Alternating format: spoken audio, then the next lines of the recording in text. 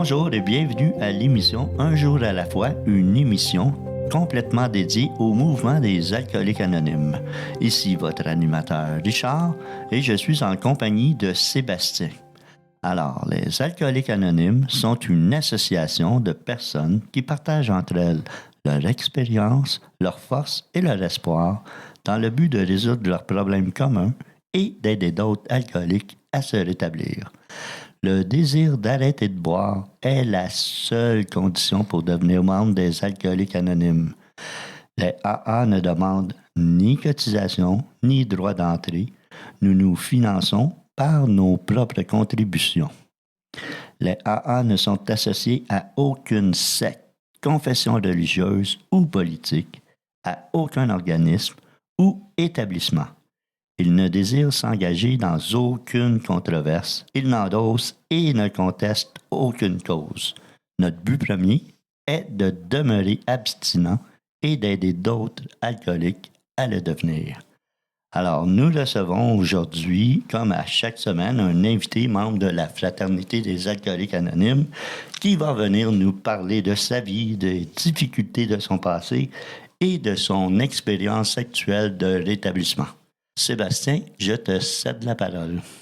Bonjour, je m'appelle Sébastien, je suis un alcoolique.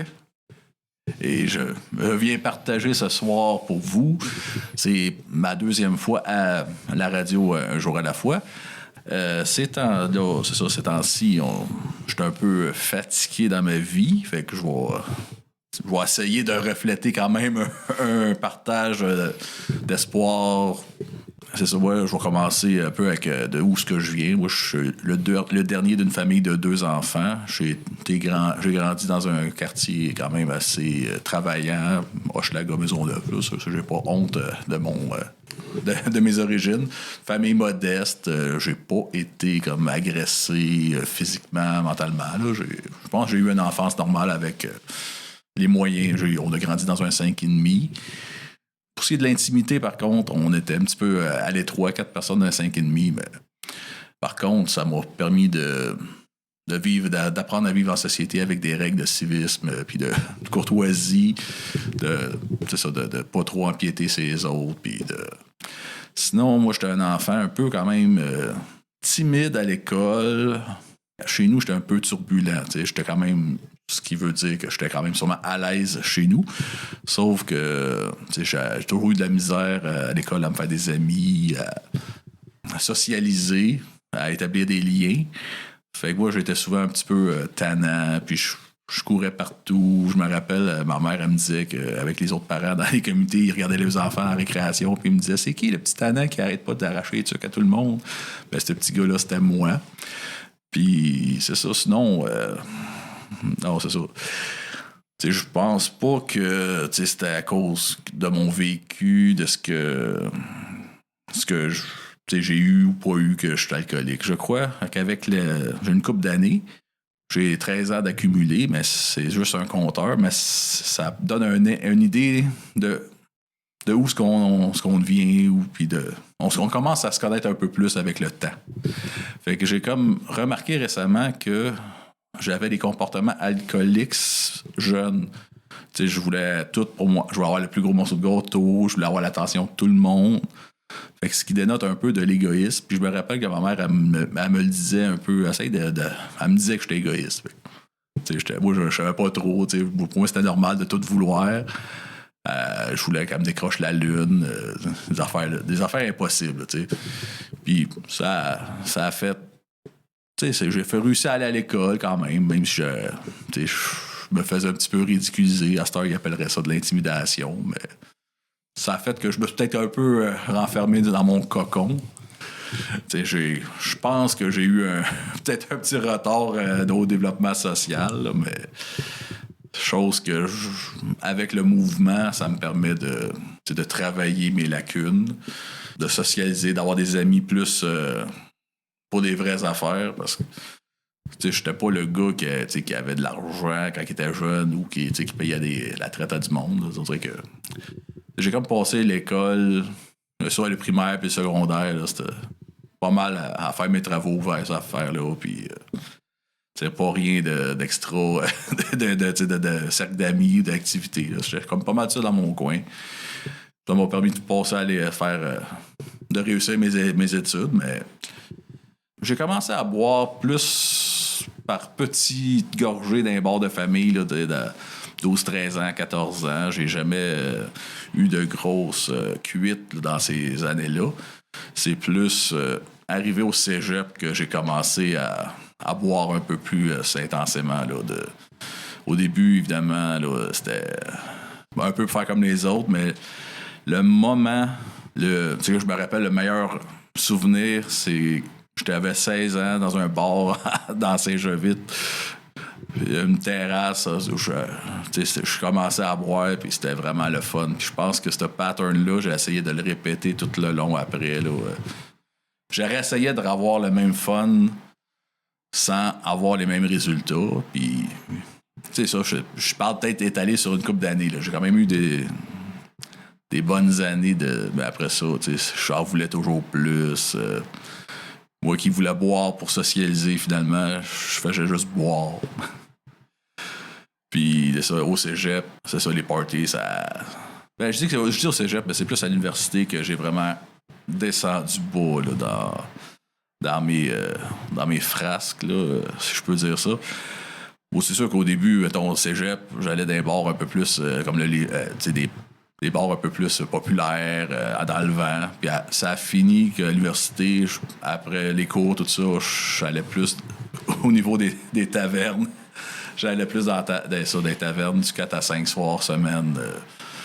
Puis évidemment, là, bon, c'était juste boire, puis jouer au pool, puis évidemment, j'ouvre une parenthèse, mais j'ai pas juste pris de l'alcool. Je sais que c'est alcoolique anonyme. Je me considère alcoolique. C'est parce que j'ai toujours commencé avec de la boisson. Puis après ça, ben, j'ai rajouté d'autres affaires, mais à la base, je suis un alcoolique. Et je remercie le mouvement des alcooliques anonymes d'avoir été là.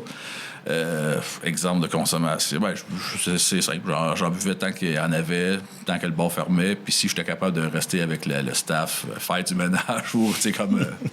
c'est un peu comme les tunes de Funback qu'on entend. Là, on met les chaises à l'envers, c'est table, puis on reste là jusqu'à la fin. Puis jusqu'aux petites heures, on voit le soleil se lever le matin. Là, c'est un petit peu weird, bizarre. Fait que ça a été jusque-là, c'était bon. Après ça, je commençais à me quereller, un peu me tirailler, bagarrer. Puis mon bas fond, il est arrivé plus quand j'ai commencé à recevoir des verres d'en face. Une shot qui m'a fait vraiment réfléchir. Je me suis fait péter un verre d'en face. J'aurais pu me perdre un œil. J'ai encore des cicatrices dans le visage. Puis j'ai pas arrêté de boire tout de suite après. C'est quand je me rappelle du visage de ma mère. On était en haut d'un troisième étage. J'étais en bas, puis ma mère était au troisième. Puis je me rappelle de sa face quand elle m'a vu la face. Là, j'ai vu que j'y avais fait la peine. Moi, ma face, c'était pas grave, c'est sa face à elle. Ma mère, que je dis la face, son visage, son regard, la peine dans ses yeux ou dans son expression. Là. Puis ça m'a fait pas mal réfléchir. C'est sûr qu'avant ce gros événement-là, j'avais essayé par moi-même d'arrêter. Je ralentissais, puis des fois, j'y arrivais pas. Puis aussi, entre-temps, avec la job, je faisais des absentéismes. Je prenais mes maladies, puis quand il n'y en avait plus, je faisais des sans-soldes.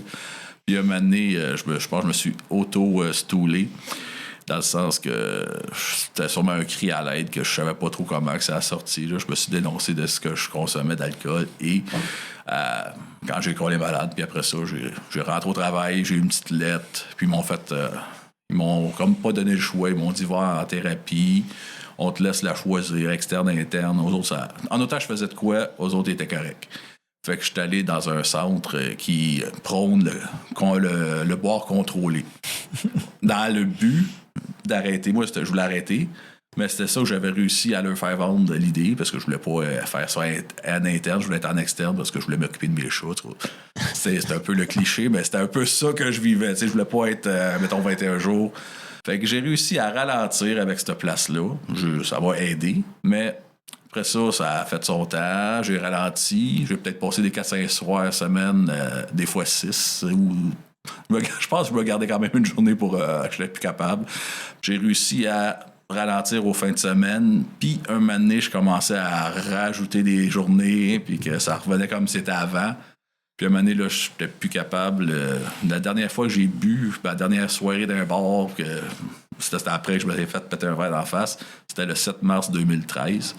Puis le vendredi, je rentrais travailler. C'était à la job où j'allais, il y avait un meeting proche, puis il y a quelqu'un qui est allé me chercher un petit livret de meeting. Fait que là, je l'ai pris, j'ai dit merci, puis c'était un vendredi. Le samedi, non, j'y vais pas. Ben, je pense que j'ai pas bu parce que la dernière fois que j'ai bu, c'est du 7 au 8 le matin. Fait que le 8, j'ai travaillé, j'ai eu le livret de meeting. Le 9, j'ai regardé les meetings qu'il y avait. J'ai réussi à poireauter jusqu'au dimanche. Puis là, j'ai réussi le 10 mars 2013 à aller aux Camarades pour la première fois. C'est là, mon premier meeting, ça fait aux Camarades. C'est là que j'ai acheté le premier livre, qui est la Réflexion quotidienne, la couverture grise. Et moi, je vais dire mon âge. Je suis né en 1978. Puis j'ai l'habitude de marquer mon nom à la date, à la page de l'année de ma naissance, qui était la page 78. Et ça tombait sur le 10 mars. La journée de mon premier meeting, c'était à la page 78. Fait que j'ai vu comme un signe numérologique, whatever. C'était comme une coïncidence, synchronicité qui a fait que ça m'a permis d'être accroché. Alors, c'est bien. Oui, c'est vrai, tu sais, la réduction des méfaits, oui, ça peut fonctionner pour des non-alcooliques, mais pour un alcoolique comme, tu sais, quand on boit à tous les jours, c'est pas la réduction des méfaits qui peut nous aider, c'est vraiment l'arrêt total. Parce que c'est toujours le premier verre qui va venir nous starter. Fait que si on prend pas le premier verre, ben, on se starte pas. La réduction des méfaits, ben, c'est plate à dire, mais tu le prends ton premier verre. Fait que c'est difficile d'arrêter de consommer dans ce temps-là. Alors, nous allons à la pause et nous revenons tout de suite après. Ce dont je me souviens le plus souvent, c'est la solitude que je ressentais. L'isolement au milieu du monde. À la fin, je trouvais plus de plaisir à boire. Depuis que j'ai commencé à assister aux réunions des AA, je me sens revivre. Et c'est peut-être ce que j'ai vécu de plus important. Je m'aime réellement moi-même, et c'est très bon. Les AA sont comme un miracle dans ma vie. Les alcooliques anonymes, ça fonctionne. Cherchez-nous dans l'annuaire téléphonique, dans votre journal ou sur aa.org.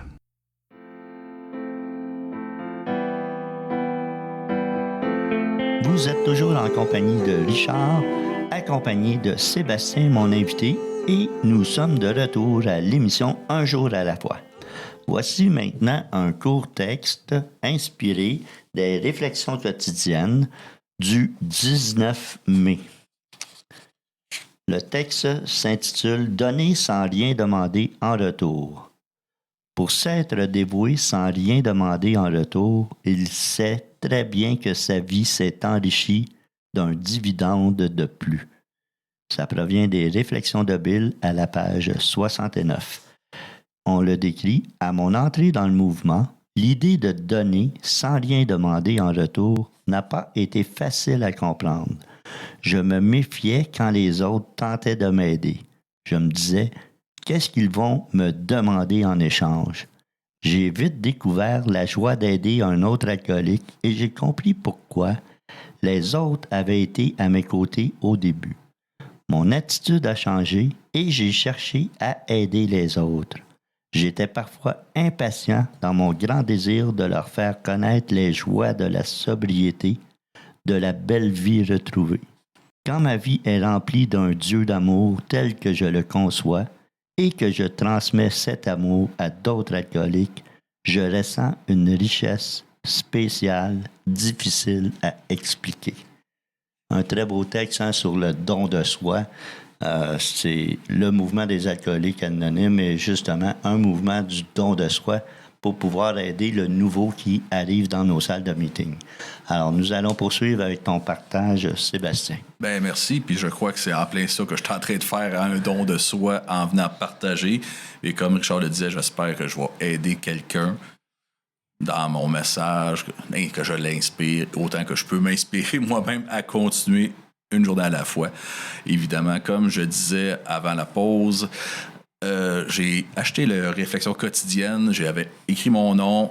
Depuis ce 10 mars-là 2013, je fais une journée à la fois.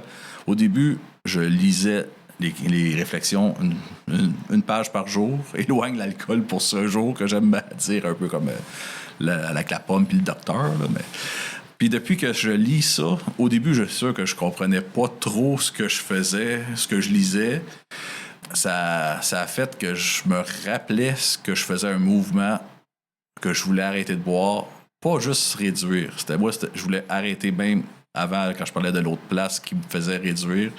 C'est vrai que je prenais quand même mon premier verre, puis c'est avec AA que j'ai vraiment réussi depuis ce temps d'avoir une abstinence, une sobriété des fois. Des fois, ma sobriété, elle prend le bord et je suis abstinent. Ça va, ça vient.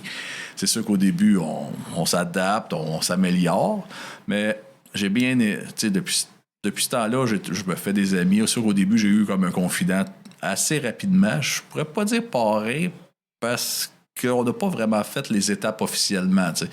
Il me guidait, il me disait un peu c'était quoi les meetings. C'est sûr qu'il prenait les 12 étapes, il me disait un peu c'était quoi. Mais à cette heure, on entend parler de faire les étapes avec le gros livre. Chose que j'ai jamais faite, même dans les étapes 4 et 5, je l'ai faite une fois après peut-être 2 ans, 3 ans. Présentement, je stagne un peu dans mon cheminement. Je serais peut-être dû d'en refaire une autre pour aller rechercher d'autres. Tu sais, comme au début, je disais que je me voyais plus petit puis que je me voyais plus aller dans mes comportements. Peut-être que si j'irais faire un autre 4e, 5e, je verrais d'autres affaires que je continuerais à m'améliorer. Fait que depuis ça, j'ai fait pas mal des meetings. Moi, mon rétablissement, c'est pas mal le meeting. Je fais pas autre chose vraiment que des meetings. Je fais des petits textos, j'appelle, mais je prends pas le téléphone assez souvent. J'avoue que je prends le téléphone juste quand je suis en crise émotionnelle. Comme récemment, j'étais allé voir le docteur j'avais une conjonctivite, puis je pensais m'être infecté l'autre œil. En tout cas, j'étais comme en panique, j'étais comme fatigué de tout ça, en plus d'avoir une solitude, une certaine déprime qui s'installe. Puis, l'hiver vient de passer, le beau temps, je le ressens, que ça me fait du bien, que Fait que cette fois-là, j'étais comme en train de capoter avant de faire une niaiserie. Je savais qu'il fallait que j'appelle. J'ai appelé un de mes amis membres, qu'on fait des meetings souvent ensemble. Même, c'est comme un ami. On fait même les activités de Noël, le jour de l'an ensemble un peu aussi. Fait que ça, tu sais, j'ai bien fait d'appeler parce que tout de suite après, je me sentais déjà pas top shape, mais la crise était passée. Tu sais, j'étais plus... j'avais retrouvé un peu mes esprits. Dans une crise émotionnelle, des fois, je sais pas ce que je peux faire. Je peux-tu retourner boire, cette affaire-là? Le mouvement, il m'apporte dans des situations extrêmes de même. C'est sûr, là, j'arrive à 47 ans, j'ai eu une conjonctivite, là, j'ai un autre problème de santé qui savent pas encore c'est quoi. Mais je le vis pas mal, je le vis quand même bien. Je me dis, bon, il arrivera ce qui arrivera. Ma puissance supérieure va faire en sorte qu'il va me donner les moyens d'arriver à vivre ça sans reperdre la tête. Tu sais, c'est comme là, comme je parlais du beau temps qui arrivait. Il y a un vendredi à la job, à la pause, je voyais le soleil dehors, il faisait beau. Je me prépare à manger mon orange, une petite bâtonne. Puis là, je voyais la fin de semaine arriver, je pense que c'était vendredi passé, fait on avait un férié, fait qu'on avait une grande fin de semaine, fait que vous doutez ce que je m'en viens. L'idée d'aller consommer m'est passée par la tête, c'est genre de la petite légèreté, la petite ambiance, le fun sur une terrasse. Tu sais, j'avais pas l'idée d'aller me péter à la face. Mais c'est sûr que si j'aurais été prendre une petite verre sur la terrasse, j'aurais pris mon premier verre.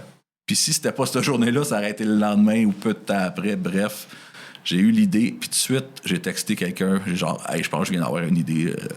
Je t'attexte avant que l'idée devienne une obsession. Puis que là, la roue à part. Fait que avec les années, ce que je me suis aperçu, c'est que les obsessions, ils durent moins longtemps. Les obsessions deviennent plus des idées, puis on a plus de réflexes, d'outils pour skipper l'idée. Plus vite que tu skip, moins ça va te faire du tort. Puis après les réflexions quotidiennes, il y a d'autres livres. Un autre livre qui est bon en rapport à ça, c'est Le Vivre sans alcool.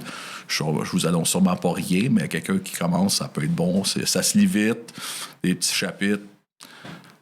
Avec le temps, je suis pas à l'abri de tout ça. C'est sûr que si je m'éloigne du mouvement, ça va faire un peu... faut entretenir, faut nourrir ce rétablissement-là. Que ça soit par de la littérature, des meetings, le mieux, c'est un mélange de tout et de l'implication. Je me suis pas impliqué dans les hautes sphères de AA, si on peut dire, dans des comités, mettons, que ce soit les comités commissaires à la radio, dans les... j'ai comme, mettons, centre de détention ou juste à interagir dans un groupe. Je trouve ça un petit peu accaparant, même si c'est un meeting par mois de plus. Puis je suis comme étant gêné, pas de confiance en moi. On dirait que je me sens pas à ma place. J'aime mieux, même si j'ai 13 ans de mouvement, j'ai toujours fait de l'animation, du café. J'ai toujours eu des tâches dans le groupe, à l'intérieur du groupe, et non pas vraiment à l'extérieur du groupe. Mais j'ai toujours eu une implication, un meeting d'attache. Je me suis toujours tenu. Puis même si je vais faire un meeting puis que je suis pas dans la conscience de groupe-là, je vais aider à ramasser les chaises. Si on me demande une lecture, je vais dire oui. Si on me demande de partager, je vais faire comme là, mais je vais finir par dire oui parce que même si je sais que j'ai pas le partage du siècle, j'ai toujours tendance à mettre les barrières hautes ou j'ai toujours tendance à penser que mon partage il est plate, mais comme je dis, si je viens toucher quelqu'un, si je viens inspirer quelqu'un à continuer ou à vouloir devenir ça, ma mission est faite. Là, on n'est pas là pour faire un show, on est là pour parler avec son cœur, puis d'accepter d'avoir l'air un peu perdu comme j'ai là. J'espère que vous m'en voudrez pas trop. Fait qu'à force de m'impliquer, on se fait des cercles d'amis. Comme je vous parlais de mon premier confident, à un moment donné, il est arrivé des circonstances de malentendus qui a fait qu'on s'est un peu éloigné. Puis je pense que ça a donné qu'il s'occupait de sa mère. Il a déménagé sur la Rive-Sud. Moi, je suis à Montréal. J'ai pas d'auto. Fait que la vie a fait qu'on s'est éloigné. Je l'ai revu plus tard dans un centre d'achat. Puis on s'est reparlé. Puis il n'y avait pas d'animosité. Puis je me doutais bien que ça on n'était pas en chicane. C'est juste que c'est un malentendu. Puis, ça s'est éloigné. Mais avec le temps, je savais peut-être que je me vois peut-être pas avec les meilleurs yeux, dans le sens que, quand je disais tantôt que j'avais pas des bonnes relations sociales, ça s'est amélioré en 13 ans. Là, sûrement que je suis plus bon présentement que je l'étais.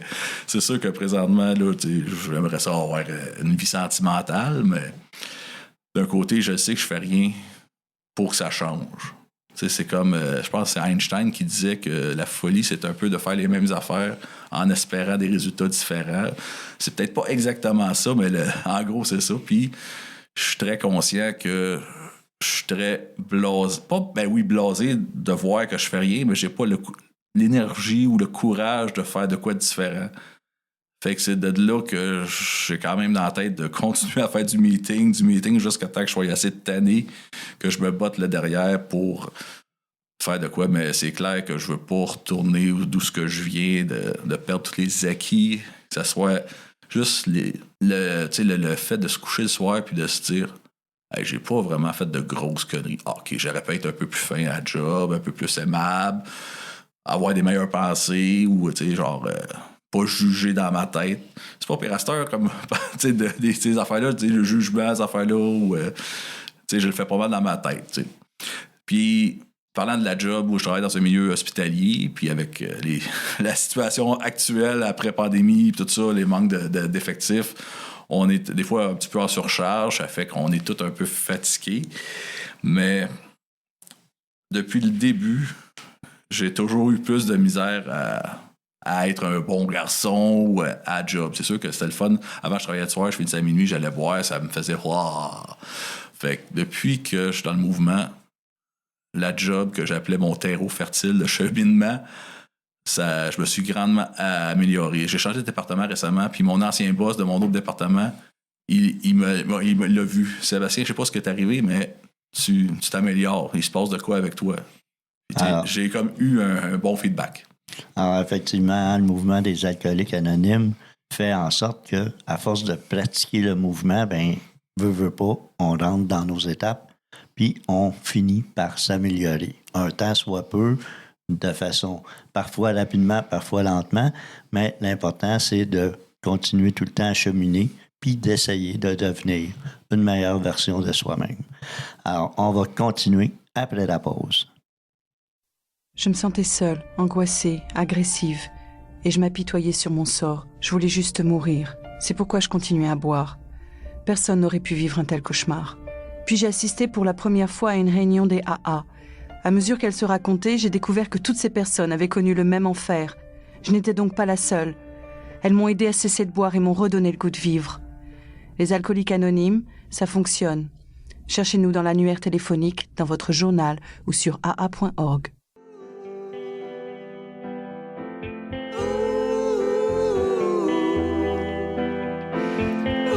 Vous êtes toujours en compagnie de Richard et de son invité Sébastien. Nous sommes de retour à l'émission Un jour à la fois.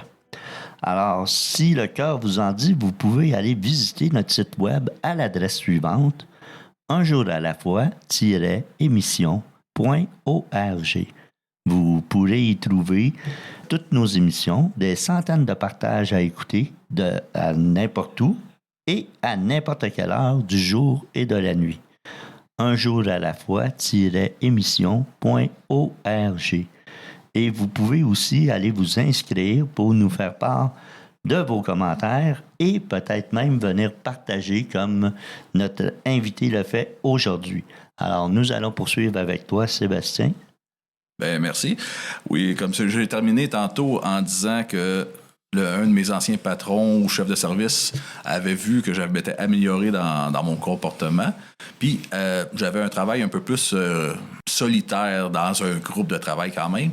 Puis, le fait d'avoir cheminé, j'ai réussi à éventuellement postuler sur un poste de jour à de soir. Ça a amélioré un peu ma qualité de vie aussi. Ben, sur un poste plus intéressant, directement plus proche des patients. Chose que, mettons, que j'aurais continué à avoir des comportements, j'aurais continué à boire, j'aurais été comme querelleux ou plus dans le ressentiment. J'aurais peut-être pas eu la même approche, d'approche plus patiente avec les patients. Ben, avec les patients, c'est pas tant si pire, c'est plus des fois avec des collègues de travail. Mais déjà là, d'avoir eu ce cheminement-là, ça m'a permis d'être capable de gérer ces conflits potentiels, ou des conflits intérieurs qui me permettent. C'est arrivé quand même une couple de fois que j'ai monté un petit peu le ton, que j'ai passé proche de me chicaner, tiroyer assez physiquement. Une fois, j'ai été chercher de l'aide du programme aux employés. Là. Fait que ça m'a amené des outils. Ce que ça vient de popper que de demander de l'aide extérieure à AA, ça peut être bon aussi, là, de psychiatre, psychologue, thérapeute. Mais moi, de mon expérience, je ne quitterais pas AA. Je ferais de quoi de parallèle, comme j'ai fait un peu ce qui m'a aidé avec la job. Puis je crois que je suis apprécié, parce que ça fait quand même une couple d'années que je suis à ce poste-là, puis j'ai pas vraiment passé au bureau officiellement avec des réprimandes, tout ça. Ça fait que c'est en partie ça que ça allait apporter dans ma vie, l'occasion d'améliorer mon sort monétairement. Je travaille une demi-heure de moins par jour, mais j'ai un meilleur salaire. Fait que c'est peut-être des choses que j'aurais pas sans AA. On récolte au prorata de ce qu'on fait comme effort. Tantôt, j'ai parlé vite d'une puissance supérieure, mais la définition de la puissance supérieure, je comprends. En base, j'ai vu le mot Dieu dans les meetings, mais j'ai vite vu aussi que c'est un Dieu tel que je le conçois. Puis encore là, je savais qu'il y a différents dieux, Allah, Bouddha. Dans ma tête, Dieu, c'est un mot valise qui comprend tous les chefs de religion, si on peut dire ça de même. Puis c'est comme un mot qui résume tout. Et dans le fond, moi aussi, ma puissance supérieure, ou des fois je dis Dieu ou puissance supérieure, pour moi, c'est la même affaire. C'est ma maman qui est décédée elle est décédée en 2016. J'avais 3 ans de mouvement, mais ça a fait un gros choc. C'est comme le premier gros choc émotif, de grosse peine, de deuil que j'ai vécu à jeun. J'ai pas eu le goût. J'ai pas été boire, j'ai pas eu le goût, mais ça a été rough, là, un peu. Mais j'étais comme peut-être nouveau dans le mouvement, bien encadré aussi. Ça m'a permis de passer au travers de ça. Puis je me suis dit, après coup, si j'ai passé au travers de ça sans boire, je pense que je suis capable de passer pas mal au travers de tout, parce que même dans ma famille ou dans mes amis, la seule personne que je ressentais de l'amour inconditionnel, c'est ma mère. Dans le mouvement, j'avoue que des fois, j'en ressens aussi. Peut-être même plus que ma soeur ou les autres membres de ma famille, parce que ils ne te diront pas de changer. Ils vont te suggérer de faire ça qui va peut-être t'amener à changer, mais ils te laissent libre de le faire ou pas. il te montre qu'est-ce que ça pourrait t'apporter. C'est pas comme tu dois changer absolument. Puis dans ma famille, ma mère, elle m'acceptait, elle m'aimait comme j'étais, même si j'étais turbulent, hyperactif, ou je l'ai même vu se fâcher avec un psychiatre quand je pensais que j'étais au primaire, il voulait me prescrire du Ritalin. Là, une année, je voyais ma mère se fâcher. Je pense que j'avais comme compris qu'elle espérait pas un voyage avec moi ou quelque chose de même, mais j'étais jeune. Fait que, je savais pas trop où j'étais plus. J'étais sûrement déconcentré à d'autres affaires. Puis par après, ma mère me disait ça, puis je fais c'est le fun. Elle a pris ma défense. C'est la première fois que je voyais ma mère fâchée avec une figure d'autorité. Là. Fait que c'est pas mal ma mère que je vois comme puissance supérieure, qui m'aide. Le matin, je fais mes lectures avant d'aller travailler, un petit 5 minutes ou avant de sortir vraiment de la maison. Je regarde, j'ai acheté une sculpture qui sort du mur, je l'ai mis en haut de ma toilette, puis je me brosse les dents, puis tout de suite après, je fais une prière de sérénité. Après ça, je demande, fait que je sois pas impulsif, irritable, irresponsable, aide-moi à avoir des bonnes pensées, être gentil à vivre et laisser vivre, à rester dans mes bottines. Toutes des phrases que, si mettons, je m'aperçois que je fais de quoi de pas correct, puis j'ai une tendance à aller dans un mauvais chemin, je demande de me ramener au fur et à mesure que je me vois changer. Puis je finis avec un autre père. Puis après ça, je sors de ma toilette, puis j'ai une petite photo de ma mère, comme un petit cadre avec son petit signet de salon mortuaire, puis je lui demande de me donner de la force, puis un petit 4 secondes pour pas faire rien qui peut me nuire ou nuire aux autres, ou j'essaie de dire les autres en premier, puis me passer en dernier. Depuis que je fais ça, on dirait que ça m'aide à aller affronter la jungle ou le monde du travail ou l'extérieur qui est pas toujours évident. Après ça, je me dis, je suis pas tout seul dans ce bateau-là. Il y a sûrement d'autres mondes qui vivent les mêmes affaires que moi. Ou même en m'en venant tantôt dans l'autobus, ça se chicanait pour quelqu'un qui voulait passer, accrocher quelqu'un. Puis dans ce temps-là, j'essaie de pas avoir de jugement parce que des fois, ça peut être moi qui réagis de même. Ça m'arrive encore. J'essaie de me ramener, puis je suis pas parfait, mais j'essaie de plus en plus d'être conscient de me voir aller.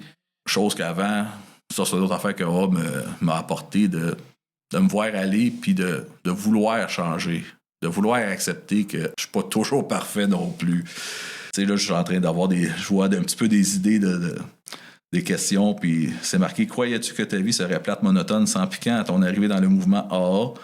Qu'en est-il aujourd'hui? » Avant d'arriver dans AA, je le savais pas. Je pensais que j'avais une vie en mode, mais je savais que j'avais un problème. Je savais que de boire, de consommer, c'était le fun au début. Après, c'était vraiment rendu un calvaire. Je voulais me battre, j'ai failli perdre un œil. Il me semble que c'était assez pour réfléchir. Ça a été mon bas fond.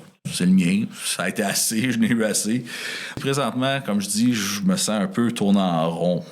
Je tiens à garder le cap, puis je me dis, à un moment donné, je vais trouver de quoi. Même récemment, je me rappelais que quand j'étais petit, j'écoutais des émissions de menuiserie, d'une émission anglaise d'un monsieur qui faisait des meubles, le New Yankee Workshop, là, avec safety glasses. Puis je me rappelle, merde, peut-être une semaine avant, je me disais, j'ai pas de loisirs, j'ai pas d'hobby. Mais tu sais, c'est un intérêt que j'ai. C'est sûr que là, j'habite dans un 3,5. Si jamais, à un moment donné, si j'ai ce projet-là dans la tête, ou si je gagne un montant, ou à la retraite, si je fais en sorte, je peux toujours m'arranger pour me trouver un petit coin, travailler le bois d'une certaine façon, pas obligé de faire des gros meubles. Je me suis déjà acheté un petit mini Banty. Mais je me rends compte en le disant là, présentement, que j'avais des loisirs, j'en ai moins. C'est comme un petit mini réveil mental que je viens de me faire là. Fait que, je serais dans la consommation. Je m'aurais peut-être même pas aperçu que j'avais des intérêts où mon seul intérêt, c'était de consommer, de foutre le bordel, puis de m'oublier, dans le fond. J'en suis venu à penser que je consommais pas pour le boisson. Je voulais juste m'oublier, pas me vivre. On pense qu'on consomme pour pas se vivre, pas se faire face.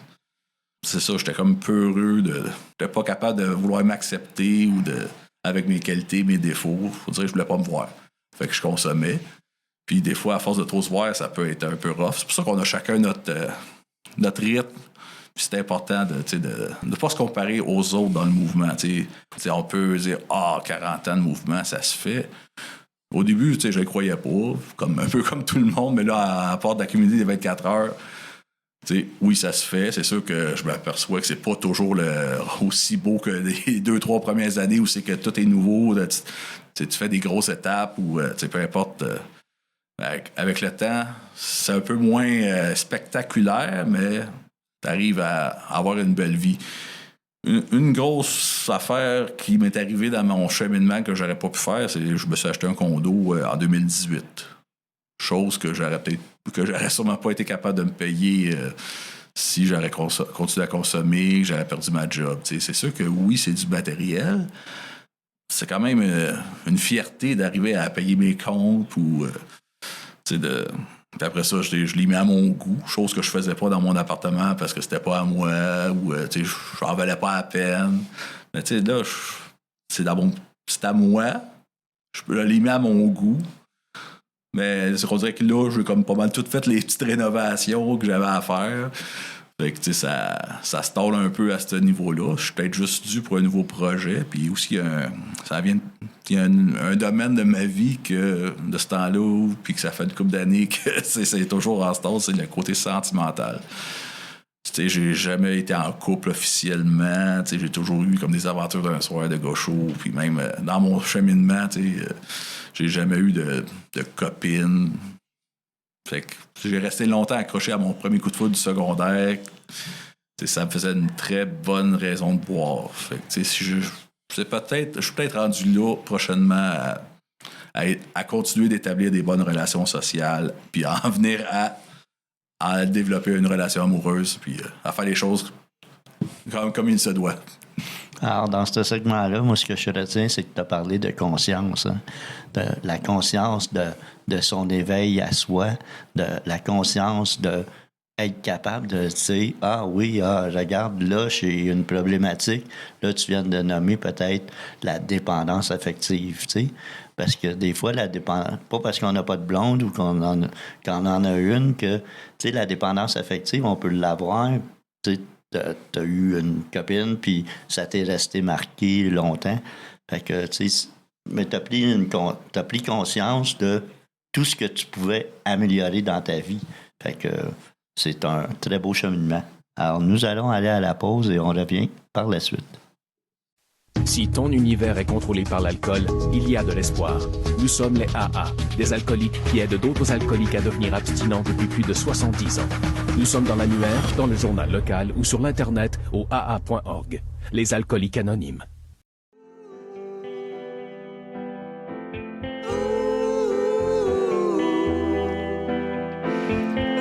Nous sommes de retour à l'émission Un jour à la fois.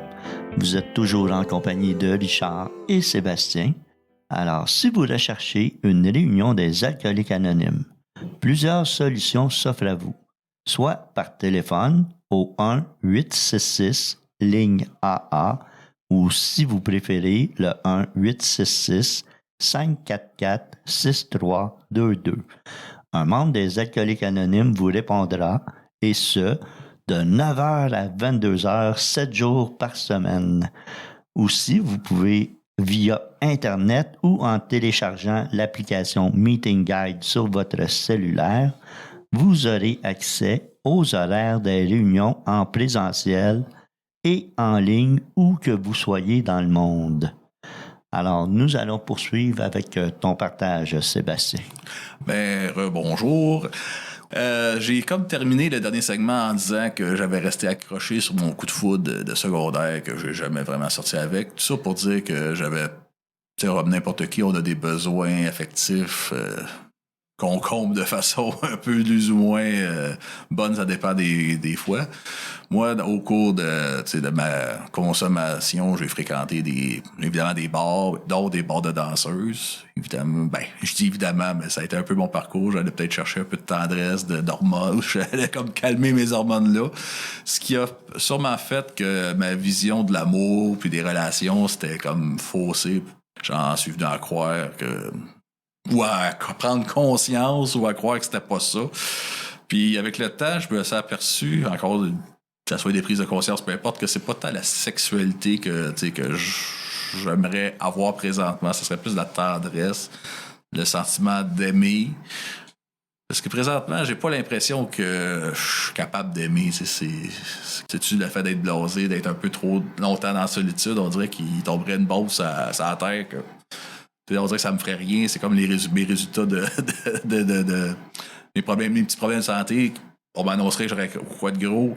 Ça ferait peut-être moins d'effet que d'autres personnes qui tiennent plus à la vie parce qu'ils ont des enfants, une famille. Pas sans espoir que ça va jamais m'arriver. Comme éclairesse un jour à la fois. Et dans tout ça, j'ai toujours des petits kicks qui arrivent, une fille qui arrive, puis que donc, je m'entends bien avec, ça coule. Puis là, la seule affaire que je me vois déjà marier avec des enfants avec, sans savoir si elle est libre. Ça, ceux qui me connaissent, ils vont me reconnaître, puis ils vont dire « Ah, c'est vrai. » Je pourrais même nommer un nom, mais je le ferai pas, là, mais... Fait que, tu sais, c'est pas sans espoir. C'est sûr que quand je vis des moments de même, c'est sûr que là, j'ai l'impression que ça arrivera pas. Fait que c'est plus un besoin de tendresse, d'amour, puis d'être là pour quelqu'un, tu sais. Puis en attendant, ben, tu sais, je regarde les fleurs, les oiseaux, tu sais, j'essaie de... C'est sûr que ça fait pas une présence chaude dans ton lit le matin, mais j'essaie de m'accrocher à des petits moments de bonheur, peu importe c'est les quoi, ou le son d'un oiseau, un sourire, un enfant qui s'amuse. Comme je parlais de mon condo, que je trouvais ça un petit peu, j'avais tout fait mes rénovations, mais j'oublie qu'à chaque année, depuis que j'ai mon condo, je mets des petites fleurs sur mon balcon, je m'en prends soin, je les arrose. Tu sais, que je suis content d'avoir un balcon parce que ça me permet d'avoir une place où se prendre l'air sans être obligé de sortir. Parce qu'avant, j'ai passé de chez mes parents à un 3,5 dans un demi-sol à un 3,5 premier étage avec un balcon. La vie a fait que j'ai réussi à avoir un balcon. Fait, la première réaction, c'est faite comme merci, qui est une prière. On dit que dire merci, c'est une prière. Une des grandes gratitudes que j'ai eues quand j'ai vu la pandémie arriver, puis que parce que j'avais bien peur de m'acheter un condo. Au début, j'avais la peur de me mettre une responsabilité, une dette. J'avais réussi à éclairer ma carte de crédit que j'avais à loader pour ma consommation. Fait que là, j'étais un bout de temps, pas de dette, je me sentais libre, je me sentais respirer. Puis là, me mettre une hypothèque à la tête, je voyais ça gros. Mais j'étais en train de la payer. Puis si je commençais, je veux pas me vanter, mais je pense que je vais peut-être la payer en dedans de 10 ans quand c'est 25 ans. En tout cas, bref, j'ai pas acheté un manoir non plus, mais bref, je suis quand même content. C'est plus que ça m'a apporté au niveau de fierté, puis de juste de dire « Ah, je serais pas confiné dans un petit 3,5 de demi-sol. » J'essaie de pas me péter les bretelles avec ça, mais je suis fier de moi d'avoir eu ce courage-là, de passer par-dessus mes peurs. Peu importe la grandeur de tes peurs, si on est capable de passer par-dessus, peut-être que la personne qui vit dans un demi-sol encore est plus capable d'avoir des relations de qualité. Fait que c'est comme je suis pas placé à me comparer. Puis c'est parce que là, je vois une phrase qui marque « Penses-tu qu'un jour tu n'auras plus besoin de A? » Je l'ai dit tantôt, non. J'aurai toujours besoin de A, même si je m'implique juste dans des petits groupes, que je ne vais pas plus loin. J'ai pas l'impression que je vais enlever A de ma vie. Je veux pas être dépressif ou pessimiste, mais la journée que je vais tasser A, j'aime mieux pas penser à ce qui pourrait arriver. Fait que je vais continuer d'être là avec vous, pour vous, puis de mettre peut-être des petits défis personnels, comme je disais, de piler sur mes peurs, d'établir des relations un peu plus amoureuses ou d'essayer de demander, de mettre mes cartes à la table avant, de façon poliment et correcte, évidemment, avec le consentement ou tout, à cette heure, puis de peut-être essayer de m'impliquer un peu plus dans le mouvement, ne serait-ce que d'essayer, puis si ça marche pas, ben ouais, j'aurais essayé. Je pense que j'ai fait le tour, là. Sébastien, tantôt, tu nous as parlé, de l'amour, peut-être rencontrer quelqu'un, mais pour toi, est-ce que tu as l'impression que tu t'es rencontré, puis qu'aujourd'hui, tu peux te donner de l'amour? Parce que moi, c'est ça que je ressens quand je t'entends partager. Alors, est-ce que le fait de t'occuper de toi, ton petit logement, peu importe, est-ce que ça t'a permis d'apprendre à t'aimer toi-même? Ouais, c'est une bonne question. C'est sûr que faut s'aimer soi-même avant d'être capable d'aimer quelqu'un d'autre. Mais j'ai une tendance à me taper un peu sur la tête ou à me dévaloriser. Ouais. Puis aussi, la confiance en soi. Je pense que j'ai pas assez confiance en moi pour, Fait que non, c'est sûr que, oui, j'aimerais ça, mais je suis conscient qu'il faudrait que je travaille ça un peu plus avant. Puis peut-être... je dis souvent des peut-être mais on dirait que j'ai comme peur de passer à l'action ou peur d'aller jouer dans ces bébites-là. C'est peut-être pas pour rien que j'ai juste fait une 4 et 5, puis que des fois, je sens qu'il faudrait peut-être que j'en fasse plus. OK. Est-ce que tu as aussi fait tes 12 étapes? T'as-tu été dans une maison de thérapie ou faire tes 12 étapes avec un parrain? J'ai jamais été fait les 12 étapes, là, mettons, avec un guide. À part dans ma première 4 et 5, j'ai plus fait la 4 et 5, mais présentement, je suis en train de lire le gros livre. On le lit, on lit un petit passage, on en parle, qu'est-ce que ça te fait avec un de mes meilleurs amis là, de A. C'est de faire les 12 étapes de A à Z ou de 1 à 12, là, ça m'est jamais arrivé. Là. OK. Puis est-ce que tu penses que ça serait une bonne chose pour toi? Ben, sûrement. J'ai pas de vision de rapport. On dirait que je suis comme pas encore convaincu. Sûrement que c'est oui, mais j'ai pas l'impression que je suis convaincu ou que je vais le faire. Okay. Mais je pense que je conçois qu'il faudrait que je me connaisse plus avant de vouloir embarquer en une relation. Il faudrait que je commence à être bien avec moi-même avant de vouloir être bien avec quelqu'un d'autre. Là, ça, OK. Puis, à date, est-ce que tu as essayé de te trouver un parrain ou est-ce que tu en as eu un? Parce que tu nous as pas parlé de cet aspect-là dans le mouvement des alcooliques anonymes. J'ai plus eu des confidents, quelqu'un avec qui je pouvais me parler de ce qui m'arrive, qui me suggère des conseils, mais de quelqu'un qui me guide vraiment comme peu importe la façon, que ce soit un peu plus rude ou par de la douceur.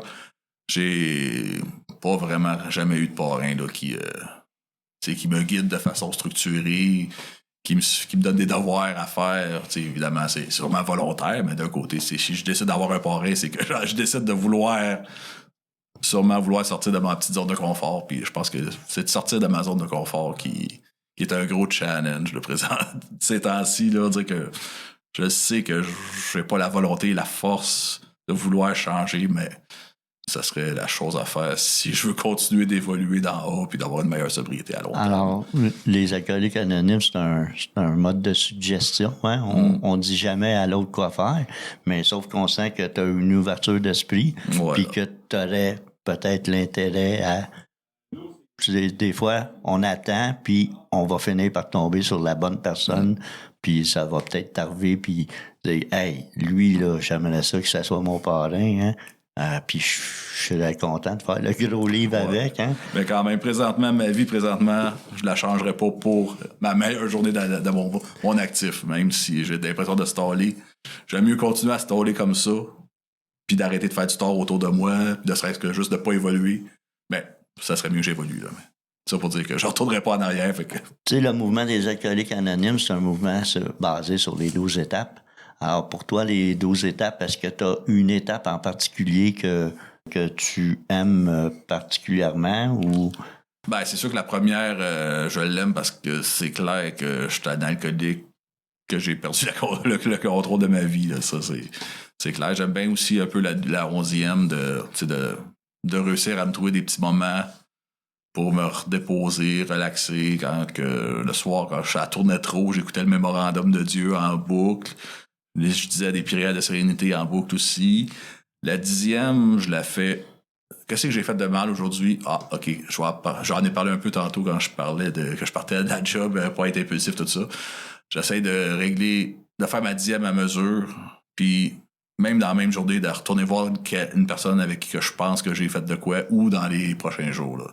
Je suis pas mal à 1, 10, 11, puis la 12e, comme je peux, en partageant ou en aidant dans les... C'est plus là, vraiment la 4, 5, 6, 7, là, puis 8, 9, là, quand j'ai des amendes, là, j'essaie de les faire à mesure, mais puis quand il y en a des anciennes qui pop, j'essaie de les régler là, du mieux que je peux. Une journée à la fois. On sent que tu es quand même dans ton programme de la meilleure façon que tu peux. Hein? C'est ça qui est important. Puis, éventuellement, tu te trouveras un parrain, puis vous ferez tout ça ensemble. Certaine. Je sais ce qu'il faut que je fasse. C'est juste qu'il faut que je le fasse. C'est ça. C'est ça. Il faut que je veuille le faire. Alors, je te remercie beaucoup pour ton partage. Ça fut très intéressant. Hein? Alors, je remercie les participants à cette émission, notre invité ainsi que toute notre équipe, dont François à la console. Et nous allons terminer par la déclaration de la responsabilité. Alors, je suis responsable si quelqu'un, quelque part, tend la main en quête d'aide Je veux que celle des AA soit toujours là, et de cela, je suis responsable. Merci beaucoup. Bienvenue. Merci à toi.